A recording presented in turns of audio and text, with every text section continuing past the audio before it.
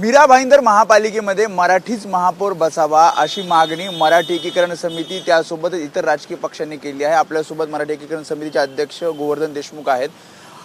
खरं तर 2-3 दिवसापूर्वी सुद्धा तुम्ही आंदोलन केलं, आज सुद्धा आंदोलन करतात, कारण महापौर पदी डिंपल मेहता या आज पदभार स्वीकारणार आहेत। कशा स्वरूपाचे आंदोलन असणार आहे आणि दुसरा अर्ज भाजपने भरलेला नाही आणि त्यामुळे याच महापौर होणार हे जवळपास निश्चित झालं। नाही, कसं झालं माहिती आहे का, या शहरामध्ये नरेंद्र मेहताच्या नावाने दुसरे मोरारजी उभा राहत आहेत। म्हणजे मागच्या वेळेस पण यांनी गुजराती मारवाडी समाजांना एक भडकवण्याचं काम केलं आणि या शहरामध्ये मराठी माणसाविरोधात एक मोर्चा काढायला लावला। आताही तेच प्रकार होतोय की यांना माहिती आहे की मराठी समाज मराठी महापौर ही मागणी लावून धरतोय, परंतु यांना ते नको आहे आणि पुन्हा एकदा घराणेशाही यांनी दाखवलेली आहे। आमचं एकच म्हणणं आहे की घराणेशाही थांबवा आणि मराठीशाही या शहरामध्ये असली पाहिजे। मीरा भाईंदर शहर हे आगरी कोळ्यांचं शहर आहे, मराठी शहर आहे आणि या महाराष्ट्रामध्ये संयुक्त महाराष्ट्राचा लढा होऊन 107 हुतात्मे गेले। हे मराठी शहर म्हणून, हे मराठी राज्य म्हणून आपलं आहे।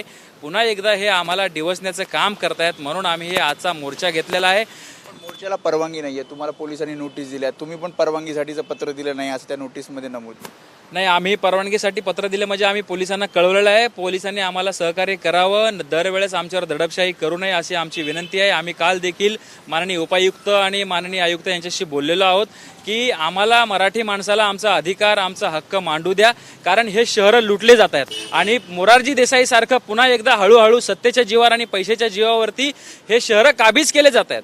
मीरा भाईंदर महापालिकेपर्यंत हा मोर्चा जाणार, कारण सांगण्यात आलं की सुभाषचंद्र बोस मैदानातच तुम्हाला तो मोर्चा करावा लागेल। नाही, आम्ही 100% महानगरपालिकेवर जाणार, कितीही आम्हाला थांबवण्याचा प्रयत्न झाला, कारण दरवेळेस आमच्यावर दडपशाही आम्ही खपून घेणार नाही। आमचा अधिकार आहे तो महापौर बदलला पाहिजे। माननीय मुख्यमंत्री जेव्हा भर सभेमध्ये सांगतात की या शहरांचे महापौर हे मराठीच होणार, हिंदूच होणार, तर मग मीरा भाईंदरमध्ये काय घोडं मारलाय? तर मीरा भाईंदरमध्ये देखील माननीय मुख्यमंत्री यांनी मराठीच महापौर करावा। आजचा शेवटचा दिवस आहे। सुद्धा डिंपल मेहता होत्याच ना नाही, आम्ही 2017 मध्ये विरोध केलाच होता ना, परंतु त्यावेळेस कसं होतं, लोकांचा विरोध कमी होता, मग घराणेशाही होती आणि आता मात्र लोकांचा रोष आलेला आहे, कारण या शहरामध्ये तुम्ही जर पाहिलं असेल की मराठी वाद होतोय। शेवटचा प्रश्न, जर पदभार स्वीकारलास तर पुढची भूमिका काय? नाही, आम्ही उग्र आंदोलन करू, हे हाणून पाडू आम्ही।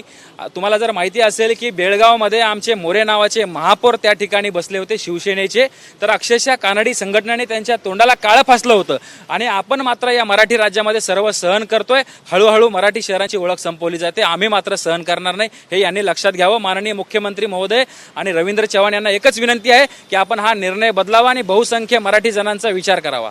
त्यामुळे हे होते गोवर्धन देशमुख। जसं त्यांनी सांगितलं की कुठल्याही परिस्थितीमध्ये अमराठी महापौर हा मीरा भाईंदर महापालिकेत बसला आम्ही बसू देणार नाहीत आणि त्यासाठी एक मोठं आंदोलन हे आज मीरा भाईंदर महापालिकेच्या समोर आपल्याला पाहायला मिळणार आहे।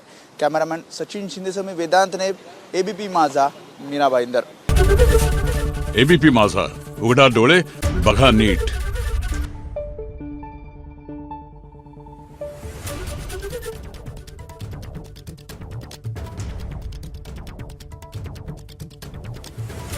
Thank you.